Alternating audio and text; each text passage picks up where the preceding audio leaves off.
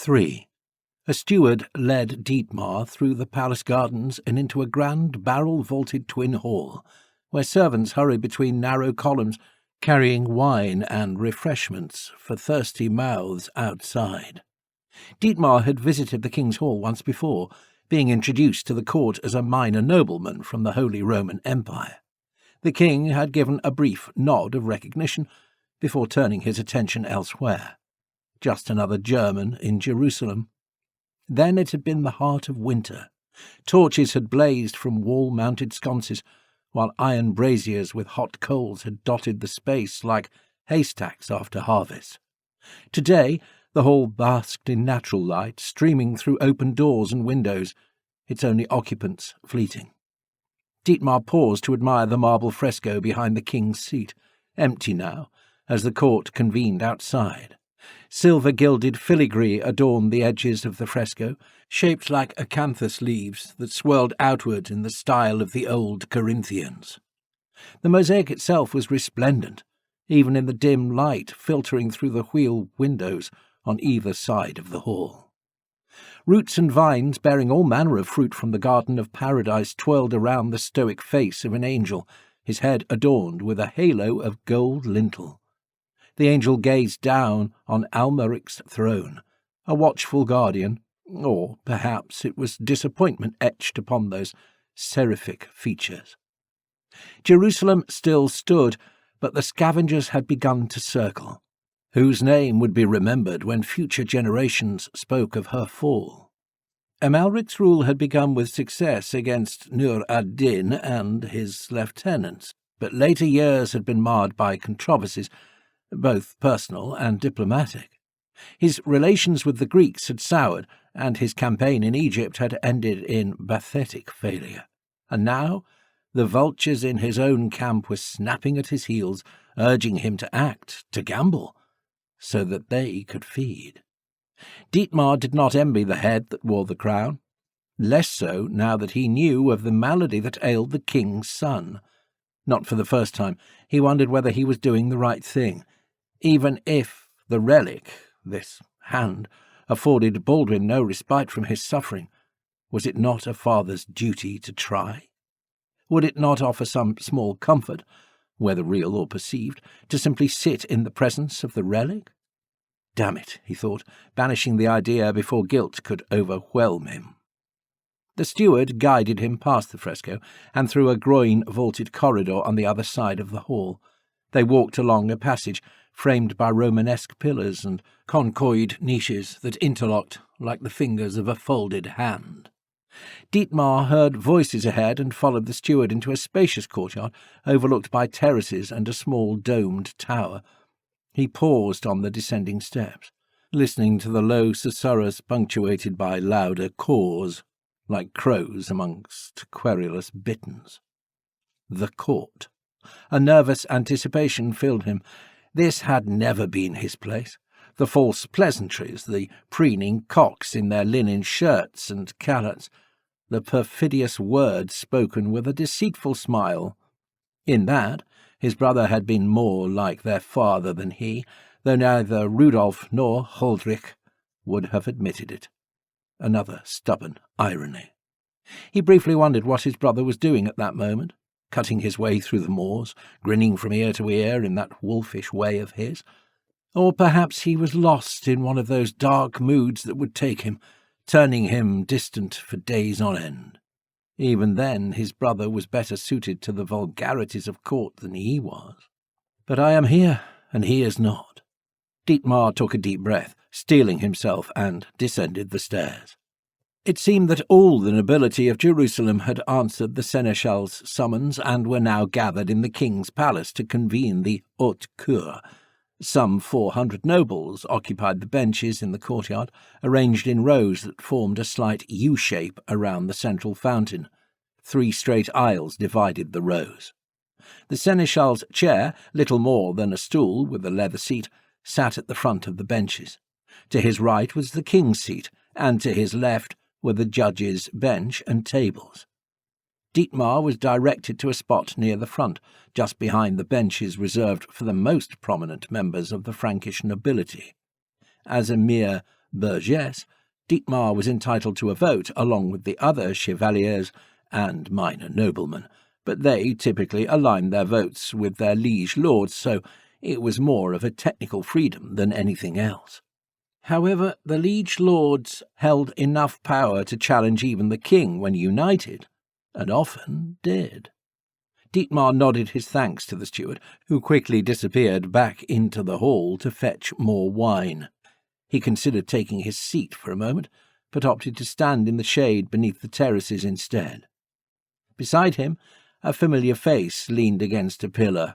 Arn, a Dane from the lakeside principality of Farum, with whom Dietmar shared a stable. He was tall and well-built, like most of the men from the north. His long blonde hair flowed down to his shoulders. He greeted Dietmar with a smile, and then nodded toward the judges' benches. "Reynald nearly tore Jocelyn of Navarre's head off this morning," Arn said. "The young pup told the court he was going to pay what he owed John Guerrier for all his sheep that died, and Reynald nearly leapt over his bench at him. I've never seen a man change his mind so swiftly or come so close to pissing himself without following through." Dietmar laughed with him, and turned his gaze to Reynald Grenier. The Count of Sidon was widely regarded as one of the fairest minds in Outremer, and his contributions to Almaric's Assises sur la légalité, the laws of the kingdom, were rumoured to be as significant, if not greater, than those made by the king and his favoured jurors. Reynald's sharp eyes peered out from beneath thick, bushy eyebrows, long since turned grey. His broad shoulders marked him as a warrior, his ink-stained fingers as a scholar, and the slight red sheen in his cheeks as a drinker. Few men so typified the Franks in the East as Reynald did, and the stories of his exploits, both in battle and in the drinking halls, were legend. He sat beside Geldemar of Tiberiad, a notorious philanderer whose many dalliances with the married women of the court meant he'd had to become adept with the blade, and Theobald Tabor, a quiet drunkard who preferred his books to company. The seneschal's voice boomed across the courtyard like a mason's hammer. "Now hearing the matter between his lordship, Sir Baldwin, and Sir Conrad." Dietmar turned his gaze to the nobleman in question, and watched with mild disinterest as they addressed the court on the matter of a contractual dispute his father would have relished. "Form and function," Rudolph always used to say. "The details, son. That is what distinguishes noblemen from mere chattel. Pay them great heed." Though both Dietmar and Huldrych were present, his father's lessons had always been meant for him alone.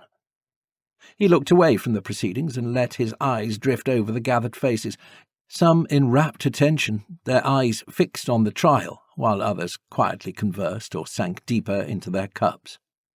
There sat the Archbishop of Tyre and Chancellor of Jerusalem, his pig-like eyes creased as he leaned forward to hear the whispered words of Odo of St. Amad. On the other end of the bench, Eschiva of Bures and her son Hugh sat quiet and still, missing nothing. The Patriarch of Jerusalem, dressed in all the pomp and frill his office afforded, sat far from the king's seat, surrounded by his many advisers. Dietmar did not count Gelmiro among their number, but he had always been of better use where no one could see him. The king himself reclined on a gilded chair with ornate armrests fashioned in the shape of twin lion heads, their oversized canines bared in a rictus roar. Amalric had been handsome in his younger years, with sparkling eyes and an aquiline nose, his long blonde hair pushed back. Now he was a fat man with a thick beard to hide his jowls and a drooping nose that made him appear a vulture to those he deigned to look upon. A practised eye might have discerned more from the ebb and flow of the court, the shifting allegiances, the dominant factions, and who currently held the king's favour. But Dietmar had no such eye, being neither a man of the court nor one inclined to find much fascination in its intrigues. Even back home he had shown little interest in the affairs of the halls of power. That had always been his brother's domain until their father's passing left Dietmar with the lion's share of the estate. Any hope Huldrych had of elevating his position in Barbarossa's court died along with him. Huldrych sold what goods he had soon after, ignoring Dietmar's pleas for him to stay, and travelling south to find his fortune fighting the Moors in the kingdom of Navarre. The last Dietmar had heard, his brother was carving out a little fiefdom of his own in the service of Alfonso VIII. And here I am, in the court of a fat king and his vultures. He had never envisioned crossing the Middle Sea or imagined that he'd end up fighting off Saracen raiders, men who looked and spoke in the same tongue as the Eastern Christians he'd been tasked to protect. Once his youthful fancies had been drilled out of him by his father, his ambitions had seldom extended beyond the edges of Oldenvold. He had been content to see to the complaints of his serfs, keeping the wild forests at bay, and to paying his dues to Emperor Frederick Barbarossa. The happiest moment of his life came when Enelin told him she was expecting. Then, 9 months later, even that moment was eclipsed by another. Enelin gave birth to a son on the first day of spring. They named him Rudi, after his father, and opened the doors and wine cellars to anyone who would share in the good news. But something was wrong with the child. Dietmar had been first to notice. Rudi struggled to breathe, and each ragged breath he took was laboured and tight. They watched in horror as his condition worsened. None of the physicians they consulted could offer a cure, only palliatives to soothe the boy into fitful sleep. A week after Dietmar had first noticed the problem, Rudi was dead. The best days of Dietmar's life turned into the worst. Another symmetry, a vicious, ugly symmetry. And then his days grew darker still. Enelin fell, breaking her neck in a fall down the rain-soaked stairs. Dietmar was shattered, his world crumbling before his eyes. He was left alone in a home filled with empty rooms, haunted by memories. As the silent months passed, his properties fell into ruin. First, the bridge connecting his homestead and lands to the town of Bensheim collapsed. Unable to afford its repair, Dietmar lost his rentals to the abbey across the river. When he couldn't pay Barbarossa's taxes, he was forced to take out a loan from the moneylenders in Heidelberg. Unable to repay that debt, he turned to the usurers in Bensheim and eventually to the church. All the while, his thoughts wavered between the bottle and despair, sinking him further into his own ruin, until one day a grim-faced edelman appeared at his door and warned him that unless something changed, his father's home and the resting place of his wife and son would soon become the property of another. So he had taken out a mortgage against his lands and then taken up the church's offer of absolution, a guarantee to all those who fought for God in his kingdom. The real incentive, however, had been the Church's decree that any interest due from Crucignati would be frozen, while they were in the service of Jerusalem. 7 years had passed since then, and in that time he had fought for lords and kings, princesses and merchants, the Pope, and more. He had raised enough to secure his lands and return home. Gelmiro's offer to forgive his debt would make him a wealthy man, but that wasn't why he had accepted it. If there was even a chance for Rudi's soul to bask in the light of God, he would take it, regardless of the cost. The nobleman's bickering and fighting, the intrigue of the court, even the fate of kingdoms, seemed as nothing when compared to this. He almost wanted to laugh at the foolishness of it all. Arne saw his smile and thought he was still on about Reynald. "He will give this one a short hearing too," the Dane motioned to one of the pages for more wine. Then he nodded to Sir Conrad, a young man with the beginnings of his first beard. "In matters of property, the sins of the father are inherited by the son. Land. My German friend, that is what the law is concerned with." Dietmar nodded and turned his attention to Reynald as he questioned the young heir. The Count of Sidon stared down at the defendant like a mountain bear who had just spotted an intruder in his territory and was about to dispatch them with a flick of its paw. "Do you deny the existence of the agreement betwixt your father and Sir Baldwin?" Conrad shook his head, his long brown curls cut in the style of those south of the Urals. "No, sir. The contract is true. Only you have highlighted the problem in your question. It was between my father and Baldwin. It is no business of mine." "Is there a copy of this contract that the court might examine?" Reynald inquired. "Yes, my lord." Sir Baldwin raised a hand, sending a steward forward to deliver a tightly rolled scroll into Reynald's outstretched fingers. Reynald unravelled the scroll and scrutinized it before looking pointedly at Conrad. "This is the same contract." "I do not contest the provenance of the agreement." Reynald nodded, and then ran a stained finger down the page.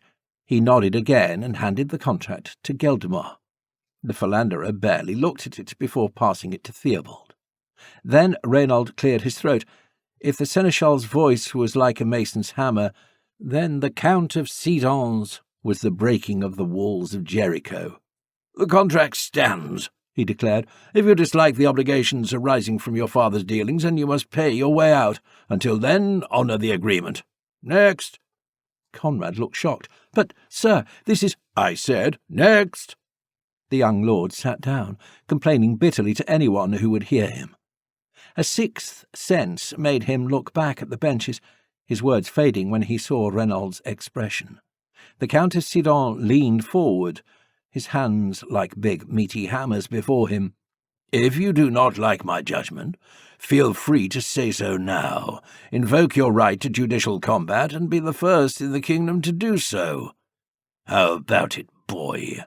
Meet an old man in the field and test the truth of your claim against the truth of my sword." Conrad stuttered, his head held low. No, my lord." Reynald snorted, tugging at his beard with an ink-stained hand. "I didn't think so. Now, who's next?" Dietmar and Arn shared a quiet chuckle at the young noble's misery. It wasn't every day they witnessed the smug and powerful being put in their place, and Reynald was in fine form. Better yet, he was fearless. "A good thing Reynald counts a swordsman like Geldemar among his friends," Arn remarked. "He must have made his fair share of powerful enemies. A whippersnapper like Conrad is just the type to try to do something stupid about it." "Aye," Dietmar agreed, "but the old bear can look after himself. You heard what he did at Banias? He cut a bloody swathe through Nur al-Din's men to get to Humphrey of Turton, that dumb bastard. If it were a choice between him and a dark shadow in an alleyway, I'd still bet on him." The courtyard fell quiet as the seneschal rose from his seat, his deep voice no longer as impressive now that Reynald had spat thunder from his bench. "Now, deciding on the matter of Sir Hadley of Ramler, absent and not represented, marked as violator of the Assis sur le Jessie. His punishment is to be determined by the haute cour." The seneschal sat back down, but the courtyard remained silent. Not even the scraping of the scribe's quills could break the stillness. Violating the Assis sur la Jessie was as good as throwing one's life away. The noble in question had lost all right to trial and had been deemed guilty almost solely by accusation alone. Hadley's lands would be seized, and he would be cast out of Jerusalem if he managed to avoid execution. The Assis sur la Jessie was among the most sacred laws of the kingdom, a guarantee of the property rights of the baronage and their vassals. If anyone took another's property without just cause, the entire noble class would align against them, regardless of allegiances or family ties. Sir Hadley had anticipated his sentence and fled to Tripoli, where rumours suggested he had been reduced to begging for scraps at his cousin's table. Every noble in the court knew that fate could befall them if they erred. Witnessing one of their own fall so far might have been humbling for some, but Dietmar knew it wouldn't last. They would be at each other's throats for Hadley's land the moment his sentence was decided. Beasts. But not even beasts were so treacherous. Dietmar couldn't help but compare the haute cour to the grand German court he had visited with his brother. How different it had seemed to the energy that ran through matters here. Huldrych had gone willingly, he, begrudgingly. Together they had sat beneath the sloping domed roof of the Hofgericht and listened to the Emperor's lords deliver judgments upon thieves, murderers, rapists, and traitors. There had been little fire in those judges, none of the vim and vigour of Reynald or the cruel charm of Theobald. Those lords had simply fulfilled their duty, dispensing the law in case after case in a dull monotone, ruining lives and serving justice with each stroke of the quill. There was no sense of urgency, of opportunity. Perhaps that was the way of empires. Once the foundations settled and certainty of continued existence replaced the chaos, great personalities became subdued by the endless tide of checks and balances, papers upon papers, until all that remained was the system and the husks of men who governed it. A man could rise amidst a bit of chaos, Dietmar had found. He could show his worth and be rewarded for it. Men like Gelmiro, who had clawed their way up from the dirt. Not so in the heart of empire, where certainty was valued over wit and ambition. Perhaps it wasn't politics he disliked after all, but rather the endless bureaucracy of empire that he had witnessed back home. Maybe that was why so many young men and second sons flocked to the Holy Land, where a man could still determine his own worth, where chaos and disorder still reigned supreme. Reynald licked his lips, signalling the servants for more wine. Geldemar and Theobald had since sat up beside him. This was no minor dispute, no failure of service or squabbling youngsters. The recognition and enforcement of the assises sur l'égérie kept the king in check and his barons honest. If that were to ever change, Jerusalem would collapse from within long before this scimitar and crescent moon could knock a single stone from her walls. Reynald took a sip from his goblet, now freshly filled, and cleared his throat. Sir Hadley of Ramler has been accused of, with force and violence, taking upon the lands of Amarius Barisan. I understand there was some prior disagreement and dispute, and that Amarius failed to fulfil an obligation owed to Hadley. A short bearded man in a grey tunic stood up from his bench and nodded. Then, seeing Reynald's expression, he added, Aye, sir, there was. Reynald sighed, shaking his head. He glanced at the king, who remained motionless, offering neither a word nor gesture to ease Reynald's mind. Nevertheless, the Count of Sidon continued, addressing the gathered nobles, Hadley acted without the court's say-so, and in doing so broke the assises sur l'égérie. There can be no excuse. I see he has already taken it upon himself to carry out the first part of his sentence, and so it shall be. His lands are forfeit, his properties and any remaining credit shall be distributed among his existing creditors.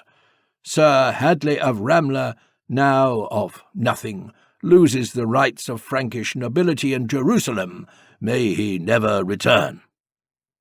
Sir Hadley of nothing, Dietmar repeated quietly, as Reynald and his fellow judges rose from the bench.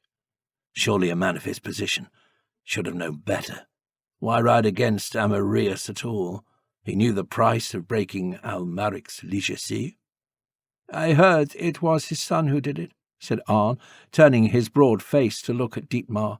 They were feuding over Amarius's daughter. The girl had been promised to the Hadley boy, but after witnessing his vicious temper, she begged her father to break off the engagement. He did. When the son heard, he rode out in the night and knocked down Amarius's gate, forcing him and his household to flee. So, the father must suffer for the sins of the son. Another irregular symmetry, Dietmar thought, recalling the contract Sir Conrad's father had agreed to, and he was now being forced to maintain. There was symmetry in everything. Arn exchanged his empty goblet for a new one, before returning his attention to Dietmar. Reynald would have hanged him. That boy has been before the court 3 times already. Even the old bear has his limits. Dietmar raised an eyebrow and turned to watch the old man stroll into the aisles to take his place among the gathered nobles. Reynald was a fair man, though not known for his patience. But it was to Hadley's sacrifice that his thoughts drifted. The man had given up everything so that his son might live. There was honour in that, even if it meant living as a dog. Dietmar felt his gaze settle on the fat king. Amalric was stroking his beard, staring into his goblet as his advisers rattled away in his ear. What would Amalric be willing to do to keep his leper son on the throne? Anything. Dietmar knew it the moment the thought crossed his mind. They wouldn't be so different in that, a king and a chevalier. Only for Dietmar to succeed, Amalric would have to fail. The hand of St. Ephium would need to leave the city. Another cruel irony gifted by God, who knew how to make men suffer, if nothing else. Then the seneschal's voice boomed again, and the matter of Salah al-Din was brought to the floor.